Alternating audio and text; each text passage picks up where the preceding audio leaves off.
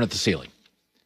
So Troy Aikman is talking about when Dak comes back, the Cowboys have to, they're going to give Dak a new contract. Now, as you well know, if you've listened to this show, everybody in Dallas kept coming on the show and guaranteeing me Dak would get a long-term deal. And I kept saying, well, they're paying everybody else. Why won't they pay Dak? They didn't. They gave him a franchise tag. And so Troy Aikman says, don't worry about Dak. Don't worry about Dak. He's going to get his money. And if he does, I feel great. Here's Troy. I wouldn't hesitate at all to pay him. I would sleep real good if I had Dak Prescott locked up with a big contract and not be worrying about his commitment to the team and commitment to winning. Now, that's interesting. Commitment to the team and commitment to winning. Isn't that kind of the base of what I expect, the old Chris Rock joke? I love my kids. Yeah, that's the minimum as a parent. I think every top quarterback in the league, including Dak and Andy Dalton, even Baker Mayfield, who I'm critical of, I think they're committed to winning and committed to teammates. Some guys have egos. Some guys are goofy. Some guys aren't as responsible, Drew Lock. But I think they're all kind of committed base level to winning and their teammates. I think most quarterbacks are, that they've grown up. They know the value of quarterbacking, the importance of it. But I'm just going to play a little what if.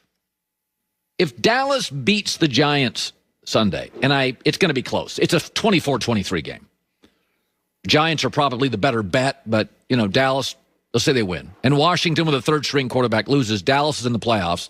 And Andy Dalton will have gone 5-2 since the bye. And as we talked about yesterday, it's not really fair to judge Andy Dalton, no preseason, inheriting a new coach and a new system and a new team, concussion, COVID. Let's start at the bye with Andy. In fact, let's start at the bye with the Cowboys. They're a different team. If he wins Sunday, he goes 5-2 in his last 7 games, and as I showed you yesterday, the numbers with Dak are virtually the same. And he will want $38 million. That's more than Aaron Rodgers. That's more than Russell Wilson. That's more than Tom Brady. It's almost more than anybody not named Patrick Mahomes. Does that seem like a good business decision? Let me ask you this. If you think Dak is a good quarterback, I do. Good. Not special, not great. Let's go to the last 5 good quarterbacks who got big contracts. Jimmy G, Jared Goff, Matt Ryan, Kirk Cousins, Matt Stafford. I'll even throw in Carson Wentz. Are any of those teams happy with a contract? I'm going to go big fat N-O on that. None of them are. None of them are happy. And I'm not even going to throw the what-ifs out. Oh, yes, I am. What if Andy Dalton beats the Eagles just did and the Giants down the stretch? And the offense looks good, certainly did against Philadelphia. And what if it does Sunday? When Dak last year couldn't generate a touchdown against an injury-ravaged Eagles team. If Dalton wins Sunday and they look decent offensively, he generates all sorts of touchdowns and beats both of his rivals. Dak couldn't beat one and generate a touchdown against a Philadelphia team that was throwing to lawn furniture. I'm just saying, heaven forbids Dalton wins a playoff game. I won't even go there. So again, it's not anti-Dak.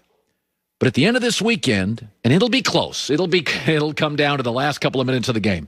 If Andy Dalton wins and goes 5-2 down the stretch and has the exact same numbers as Dak, and Dak's wanting $38 million off an ugly injury, man, Troy's a better sleeper than I am, because I would struggle with it.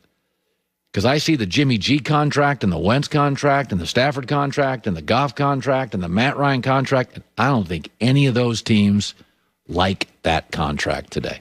We'll see. That's why football is great. It's why the Giants-Dallas is 2 losing records. They're not even close. These are right now 5-6 wins teams.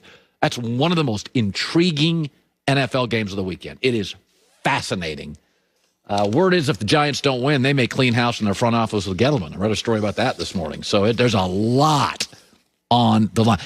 It's not that I'm rooting for Andy Dalton. But, folks, if he goes 5-2 and gets to the playoffs, I'm just saying, and beats both the Eagles and the Giants down the stretch,